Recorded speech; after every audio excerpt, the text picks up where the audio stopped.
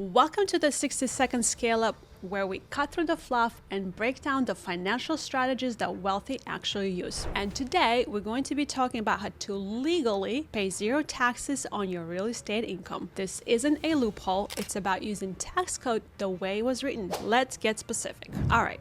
Let's start with depreciation. When you buy a rental property, the IRS assumes that it's going to be losing value over time, even though in reality the property may be appreciating. Here's how it works. For residential properties, you can depreciate the value of the building, not the land, over 27.5 years. For example, say you buy a property for $500K with $400 allocated to the building and $100K to the land. Each year, you can deduct approximately $14,545 from your taxable income, which is 400 divided by 27.5. This paper loss can offset your rental income and potentially other income if you qualify as a real estate professional in the eyes of IRS. We'll get to that later. But let's say you wanted to accelerate those deductions and you don't want to wait. That's where the cost segregation comes in. Cost segregation lets you break down the property into components, like you have appliances, HVAC systems, fixtures, each with shorter depreciation timelines.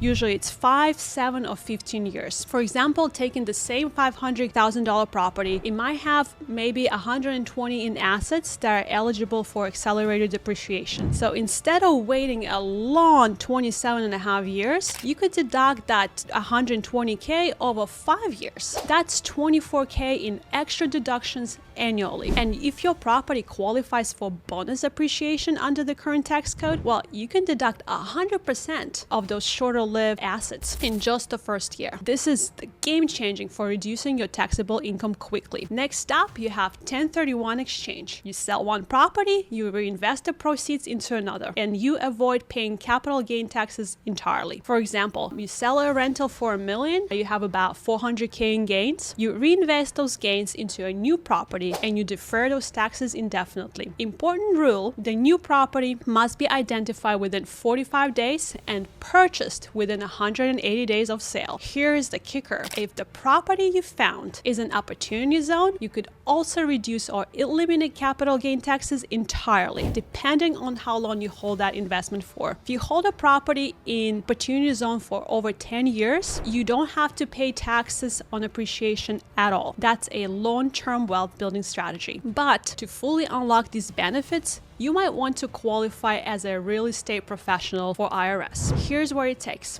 You must spend 750 hours annually on real estate activities. It could be property management, acquisitions, etc. And this must be more than half of your total working hours for the year. So let's say you or your spouse qualify, you can use those real estate losses like depreciation, paper losses we call them, to offset all active income and not just rental income. For example, let's say you earn 150K on your W-2 form and you generated 100K in real estate loss. Your taxable income now drops to 50K, which is 150 minus 100. It's massive tax break. And lastly, let's talk about buy, borrow, die method. Instead of selling a property and triggering taxes, wealthy investors borrow against their equity tax-free. And when they pass away, heirs inherit that property at a stepped-up basis, erasing capital gain tax. This is the ultimate wealth preservation play. Here's the bottom line. Tax code isn't just a set of rules. It's a roadmap to wealth that you can use. And with strategies like depreciation, cost segregation, 1031 exchanges, you can legally minimize or eliminate taxes on your real estate income. Just make sure you're working with a CPA who specializes in real estate. Until next time, scale smarter, not harder.